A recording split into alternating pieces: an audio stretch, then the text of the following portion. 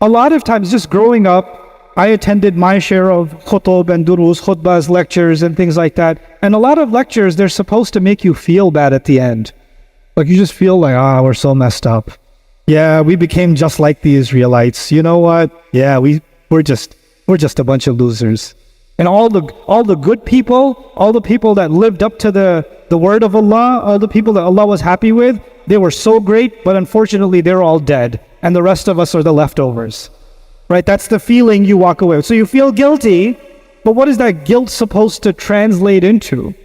What is it? And the objective of the Quran isn't that you hear the ayat of Allah and you sit there and you kind of, lament and you revel in your negative feelings and you say, okay, next week, astaghfirullah, what can we do? This idea of helplessness, this idea of maskana, the reason Allah gave us these ayat is because Allah told us that we are the next ummah to be chosen and we will be tested. So you notice in Surah Al-Baqarah, after Bani Israel were described and how they failed all of these tests, at the end of all of that, Allah said to us, وَلَنَبْلُوَنَّكُمْ بِشَيْءٍ. Allah will test you in all kinds of ways. Allah will be putting all of you to the test in all kinds of ways. So now, what does this translate for us, not just as individuals, but even as a society? First and foremost, we have to bring back the concept of what it means to be an ummah.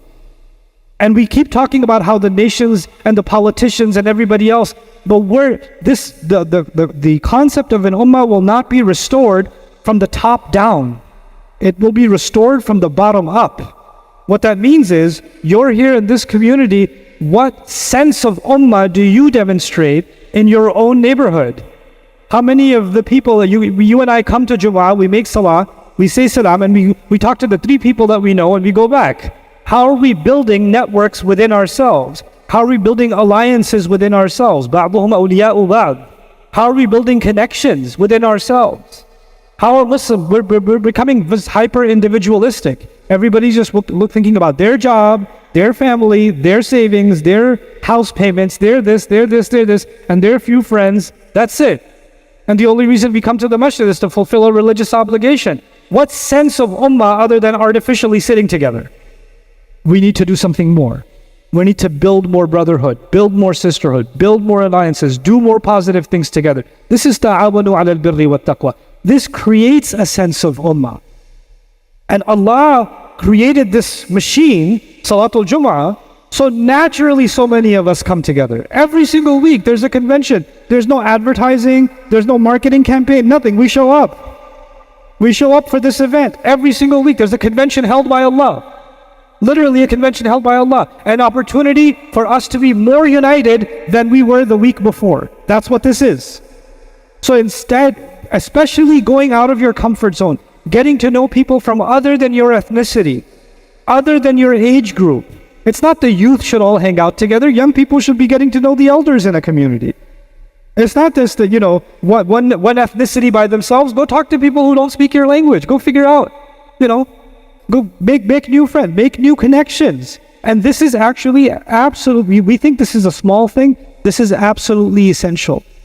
And when this starts happening in one masjid, another masjid, when this starts happening in 1,000 masajid, when this starts happening in 1,000,000 masajid, when this starts happening around the world, can you imagine what's happening? We are tiny individual dots right now, but at least now we become bigger circles. And those circles become bigger circles. Naturally, a natural progression towards unity starts happening. But that we cannot sit there and talk about how this nation is divided and that nation is divided when we ourselves are doing nothing towards that end. So we shouldn't underestimate the smallest of the efforts that are going towards that end. And we shouldn't underestimate that our collective tawbah and our collective desire to be different. We are made different. We're not like other nations. Our goals are different, our agendas are different, our priorities are different, our family obligations are different. We're different. And the more we bind together, the more that difference will become prominent. Otherwise, we're going to be not that different from those Israelites who, even when they come out of the colonial rule, still want to act like the colonizing nation. How many Muslim nations used to be colonized a century ago? They were living under French, British, Dutch colonization, and the colonizer left, the ruler left, and they want to be like the colonizer even after the colonizer left. They want to dress like the colonizer, look like the colonizer, talk like the colonizer, eat like the colonizer, hold their weddings like the colonizer. This is ادع لنا ربك يخرج لنا مما تنبت الأرض من بقلها وقثائها وفومها وعدسها وبصلها. Isn't it? Take the best of other nations, take their technology, take their advancements. We're supposed to learn from each other. There's no harm in that. But our values, when we start thinking the values of other nations are superior to our values, we haven't really understood what our own values are. May Allah Azza wa Jal make us a real ummah once again. And may Allah Azza wa Jal empower every one of the people listening to this and every Muslim in the world to develop a sense that they have to do their part in reuniting the ummah, even if it's 2 people, even if it's 3 people, but they have to do their part. May Allah Azza wa Jal allow each of us to do our part in serving the cause of this great ummah. بارك الله لي ولكم في الكتاب الحكيم ونفعني وإياكم بالآيات والذكر الحكيم.